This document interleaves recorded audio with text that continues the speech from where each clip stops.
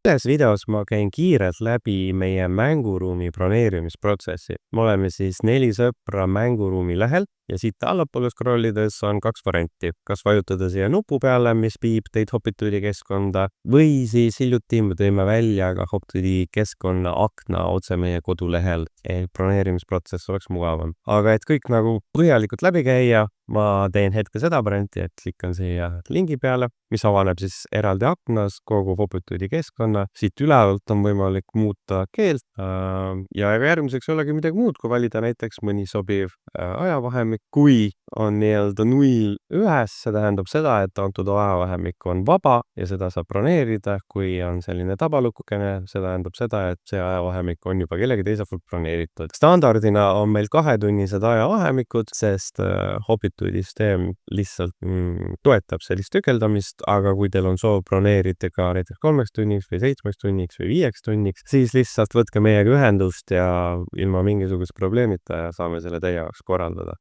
Aga nüüd valime siit ühe akna, mis siis toob välja detailid, mis kellaaeg, mis on maksumus, ruumi kasutamise tingimused. Et siit edasi minna, tuleb siis valida variant registreeri või maksa veebis. Nüüd tuleb siis siseneda või luua konto. Kõige lihtsam on kasutada seda kas siis Google'i või Facebooki kaudu, aga saab ka eraldi konto luua. Ma hetkel kasutan siis enda isiklikku Gmaili sisse logimiseks. Nüüd, kui on sisse logitud, siis tuleb klikata uuesti siia, toob teid siis ostukorvi ja siin ostukorvis on võimalik ka sisestada sooduskood, mis antud hetkel näiteks on selline. Meil on ka muid sooduskoode muidugi ja mis automaatselt rakendab selle. Juhul, kui te tahate näiteks lisada veel mingisuguse akna, siis lähete lihtsalt tagasi.